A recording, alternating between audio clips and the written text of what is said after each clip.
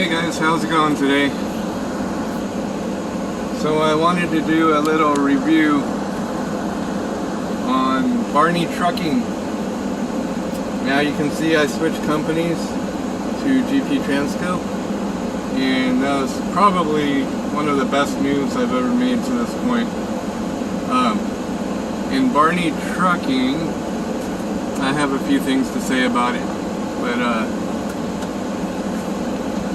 I'm here at a truck stop in Oklahoma, and I had some time on my hands, so I thought I'd do a little video. I'm going to talk about Barney Trucking, what they are like. When you get a job with them, they like a lot of companies promise the world, but when it comes down to it, they're just an average company. So if you're looking to move to a very small town, northeast Nevada, there's a trucking company called Barney Trucking, and they mostly do loads that have pneumatic loads, so double trailers, and you take cement and lime to the Nevada gold mines in the areas around there, and basically Carlin, there's like 4 or 5 different mines in Carlin, and then they also have locations in Battle Mountain, and then they have some locations going like to Wendover. But for the main part, they do the Nevada gold mines, and then they just started picking up FedEx runs. And when I applied with Barney, that's what I was applying for, is the FedEx run. Well, they only had one run at the time, and they were trying to add on new runs, so they were putting out ads for new drivers to increase their FedEx runs. And basically I got hired, and the first 3 weeks I was there, I trained, I went through orientation, and they didn't have any FedEx runs available at the time because they were still putting them together and waiting for their truck, their new truck to come in for the second run. But the first run they had going for a year, and it was just a single driver working 6 days a week. So the first week I was there, I trained with him for a few days and did the 2-day orientation. It's basically, I didn't go to their main office. I did my orientation at their Elko office location, and basically the Elko location was like a container made into an office. You walk into the container, and to the right there's the manager's office, the head of Elko, or whatever. He basically ran the yard over in Elko, and his name was Brad, and he's a good guy, but he likes to smoke cigars. And when you first walk into that office, the first time I walked in there, I about threw up, because he smokes these real heavy, I don't know, cigars that just stink. I mean, I don't like cigars anyway, but these cigars just smell horrible. And it stunk up the whole container. So when you're in there doing your orientation, it just smells like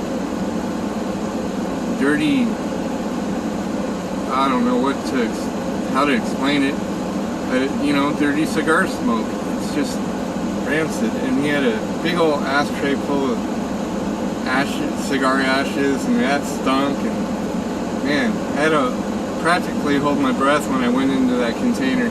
And that's where I had to do the 2 days of orientation on their computer. And that's another story, but I'm gonna say that the location they're at in Elko is kind of like, they don't have power. They're running off of a generator, a large industrial generator, and their mechanics use the same power from the generator to air up tires and stuff. So when you're in orientation, if anybody's just decides to go there for some reason, I don't recommend it, but if that's what you can get if you're in Elko, because there's not a lot of companies in Elko that there's a lot of trucking companies, but you're going to be basically working for mines unless you like want FedEx routes. And then you got Barney and FedEx basically that runs through Elko. And FedEx, mostly out of the Elko office, they just hire local drivers, so you're only bringing in like $25 an hour or something. But anyway, going back to Barney, they're in a location where they have no power. So when you're in orientation, the power keeps glitching. You're trying to work on the computer or go through orientation meetings on the computer, and the power would glitch and shut down the computer. So you got to spend 5 minutes to restart the computer. And this is during a live like video chat orientation. And it was a Mickey Mouse operation, basically. I want to talk higher about them, but there's not much that I can say to make the company look any better than what they are. It's not the worst company to work for. Brad's good at communicating, pretty much. If you need anything, he's there to, give it to you if he's there. He likes to leave early, like between 4 and 4:30, so he'll be there from 8:30 to 4:30, and then from there you just got to talk to the corporate office if you need anything. But as far as supplies and anything, they do have a container full of like fluids and extra parts and stuff that you can access if he's not in the office. You just can't get to the cleaning stuff, like the paper towels and extra gloves, and if you might need earplugs or anything like that. But you'll have to be there when he's there at the office. So communication, as far as that goes, I'd only rate that like a 3 out of 5 because they really don't call you too much. I mean, I got one call that asked me how I was doing after the first week, and I told her an issue, and then she kind of like blew me off. That was corporate HR. So the corporate, I think they just contact you to make themselves feel like they are doing something, but they don't solve your issues real quick. Payroll sucks really bad, and that's one of the biggest reasons I left. The second biggest reason was because of the pay and how much I was making, and right there I think that would stop anybody from going ahead and going straight at it. I would caution you to get a job there, because every driver there has issues with their payroll, and it's not a good situation. When I was training, my trainer for the FedEx run is great guy, Ray. He had issues with payroll, and he warned me that Holly, the payroll, I won't mention Holly Bates, actually she's a driver manager, but she handles the payroll. But yeah, we won't mention Holly Bates and what a terrible job she does, and with everybody. It's not just like singling one person out, she's just horrible all the way around. And if you can deal with that, then yeah, go ahead and apply there, but think twice before you do. Not a good situation over there. Out of 6 weeks, the last 6 weeks I was there, 5 of those weeks I had payroll issues where they would forget to give me a load, they wouldn't enter it in the system, and it wouldn't be showing on my payroll for the check coming up, because they released how much you were going to make on Thursday, and then Friday you would get paid. So every Thursday I would make sure I checked it first thing in the morning before anybody was up, At like 5 o'clock in the morning, I'd check it and it'd be there, and it was always missing a day. Out of 6 weeks, there's only one time where it was correct, where all the paperwork was correct on the payroll sheet. The first time they overpaid me, so they had to redirect deposit it out of my account, and that screwed me up. And then that was the first week they screwed up, and then the second week they screwed up by not giving me a full 5 days of run pay. I was short $221 every time they screwed up, and they ought to know I work 5 days a week. They can like double check to make sure that I was working 5 days a week before they sent payroll through. But I was always missing that one order for 221 miles. It would never show up on my check, so every single week I would have to call and have it corrected. And it would just became a big issue, because then I would have to find my paperwork that I had, and thank God I kept all my paperwork, because it would have been a bigger issue if I threw it away after I scanned it in the system. And well, that's another thing, their OmniTrack system is horrible. They're still working it out. They just got the system like 2 months ago or 3 months ago, so they're still working out that system, and it's just a horrible system. You'll send paperwork through and they'll say they didn't get it, and you know on your end it was sent through because it has a green check mark next to the box on the OmniTracks, and then you'll call them and ask them if they got that order number, and they said they never got it, so it won't be on your check. And then they try to make you wait till the next week to get paid for that one run that they missed from the previous week. And I'm all like, no, I know you can cut a separate check because you've done it before. Well, no, it was entered after Saturday. I said, no, it was entered Friday before payroll went through, and it's your guys' fault, so I expect a check cut from a separate account. Whatever you guys have to do to get me paid on time, because I sent it through on time. It was not late, and you guys just need to get this taken care of. And with my sternness and stuff, when I talked to them, they actually, had a second check cut and in my bank. Usually the same evening of payday, but like once in a while it'd show up the next morning. But I would get it before the next week, like they said they would have to wait. That's bullshit. Anyway, payroll's a mess. The OmniTrack system they use is a disaster, and yeah, the driver manager for the Elko office is horrible. I don't know.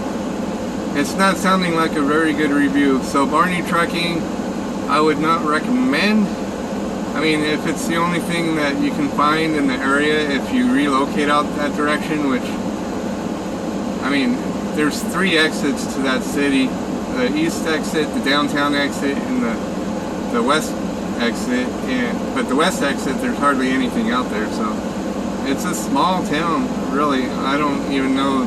I haven't checked on the population there, but the only reason why I went there is because I had bought land 30 minutes away, and I needed, basically I was looking for a local job while I would work on my land. Well, as you guys could see, we have videos of building our homestead on that, but the reason why I switched companies is because I wasn't making enough to save out for the homestead. And every week, okay, so their pay, I was getting paid from their FedEx run 62.5 cents a mile. Now that seems like a lot, and it's like a higher paid, but it was only because they didn't give you any miles.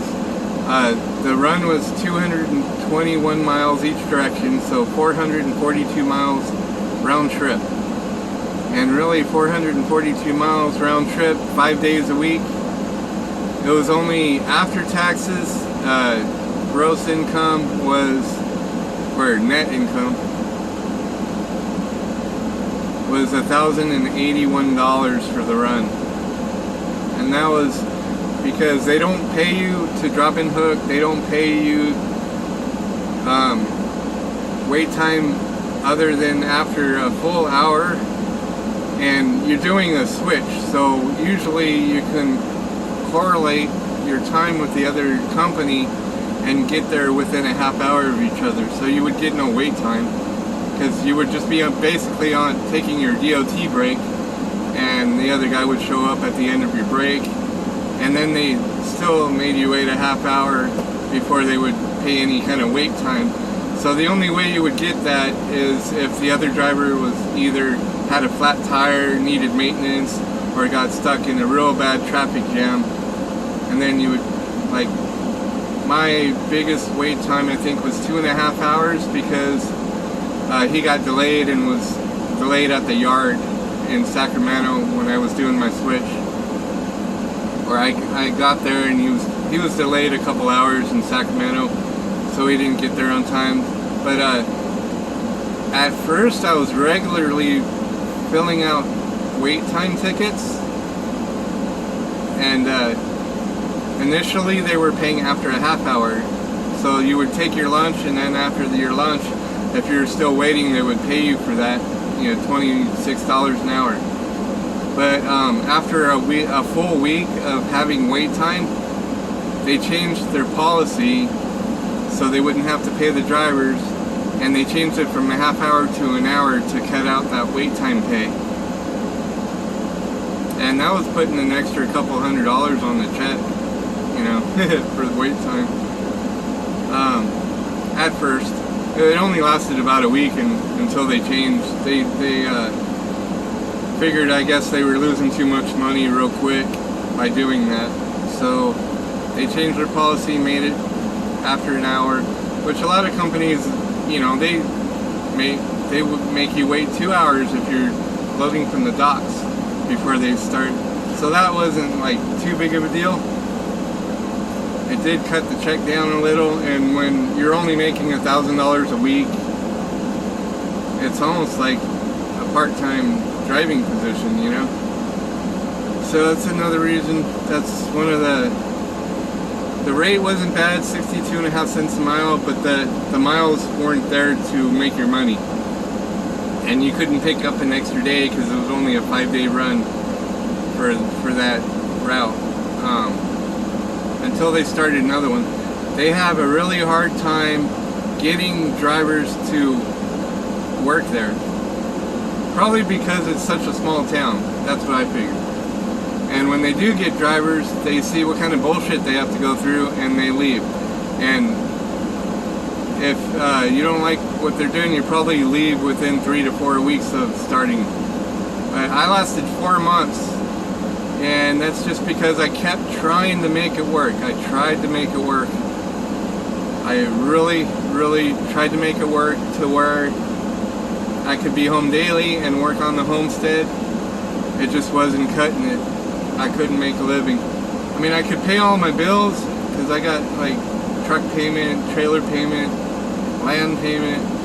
I could pay all our bills and have enough for groceries and fuel and gas for the generator on the homestead, but it was just too expensive for the fuel, and I don't know, I was spending $200 a week just on fuel for the generator in the truck, in the personal vehicle, and that was kind of hurting. $800 a month just for fuel. With this inflation, it's crazy. It seems like it's going down a little, but they say it's probably going to go up again for the fuel. But anyway, that's basically what I have to say about Barney. Is their pay. I don't know, if you work in the mines, you probably get a little more higher load pay because the mines are hell. Driving dirt roads all day, and they're like 60-mile-an-hour turnaround, or 60-mile turnarounds, which 60 miles to the mine, and then you're unloading for two 2.5 hours, and they deal with cement and lime, and so you're unloading pneumatic trailers for 2.5 hours each time you unload, and then you just go back. You do 2 to 3 loads, and then you're done for the day. Most drivers just do 2 loads, but they say the pay is a little better. I didn't see their pay, so I couldn't tell you one way or another if it's better or not. But as far as what I was making, $10.81 after taxes wasn't cutting it for me, so I decided to move on, go over the road, and now I make 60 cents a mile with some bonus cents. And after 6 months, you get a penny raise. Every 6 months, you get a penny raise, and it's unlimited. However long you work there, you keep getting that penny. And then they got fuel bonus and a bunch of other, but I'll get into that later. I'll do a whole video on my introduction into GP Transco, what I went through for my orientation, and I have a whole B-rate file on that, so I can load some pictures of like a little tour I can give you going through orientation. I'll talk about orientation and what was correct on what they said and what was not correct when I got there after we went through orientation. And so yeah, look forward to that video. Y'all take care. If you want to know anything else about Barney, just comment below and I'll get to those answers. If you have any questions, I like to check my emails frequently and I'll answer any questions you have. So y'all take care, have a good one. We'll see you later, and as always, do what you love.